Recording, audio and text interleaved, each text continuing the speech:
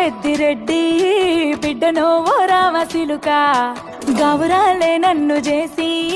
పెంచనే ఓ రామసిలుక పేరుగల్ల పెద్దిరెడ్డి బిడ్డను ఓ రామసిలుక గౌరాలే నన్ను చేసి